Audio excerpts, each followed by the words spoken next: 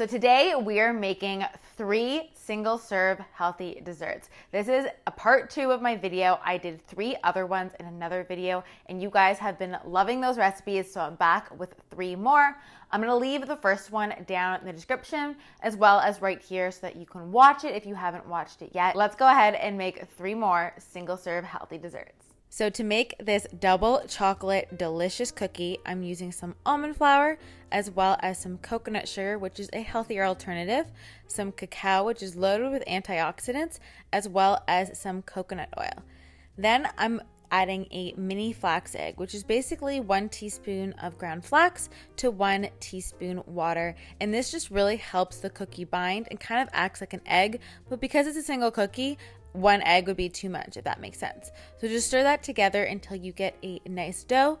And I like to stir it together before adding in the baking soda because the baking soda is the active thing. So you don't want to over mix it once you add that. So I add that in last. I'm forming it into a cookie and then I'm using some of my favorite chocolate chunks from Hue Kitchen. They're just really good ingredients. So I would use one that is, dairy free and doesn't have any weird stuff in it.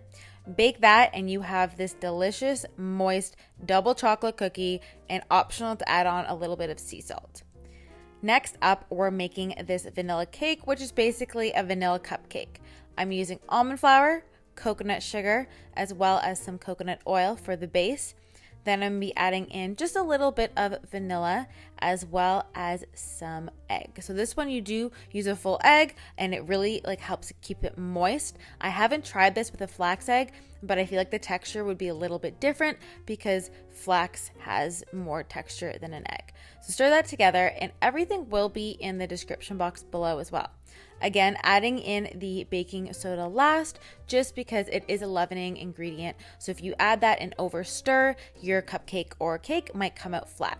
I'm putting that into a ramekin that I grease with a little bit of avocado oil, but if you're gonna eat it right out of it and you don't want to take it out, then you don't need to grease it. And I'll leave the oven ingredients down in the description, but it's ready in about 10 minutes or until a toothpick comes out clean. This is optional, but I'm topping it with a little bit of coconut butter, which is really nice. It makes a great quick frosting, and this is like the perfectly moist cupcake that is single serve. And then we are making a cheesecake parfait. So I'm using some almond flour for the crust as well as a tablespoon of walnuts, but you can do whatever kind of nuts that you like, pecans, almonds, choose your favorite. A teaspoon of almond butter, but again, any nut or seed butter will work, and about a 1/4 teaspoon of maple syrup. So then mix that together until you get a nice crumbly crust that we can push down into the bottom of our glass.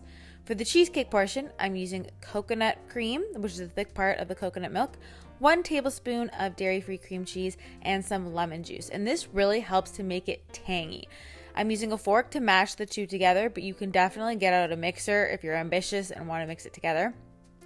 1/2 teaspoon of maple syrup and then stir that together. And as you can see, the consistency comes out really nice and thick. So I'm layering the crust part on the bottom and then we're going to put the cheesecake part on top. And the great thing about this is that you can definitely prep a bunch of these in advance too, or you can just make one, which is also awesome as well.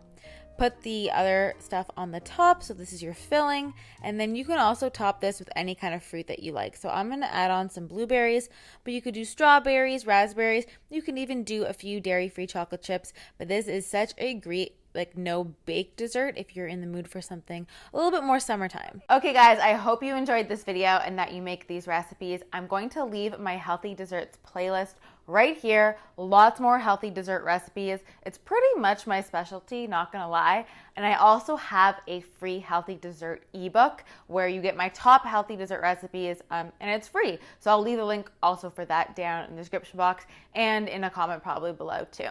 So I hope you guys are all having a great day and I will see you in my next video. Bye guys.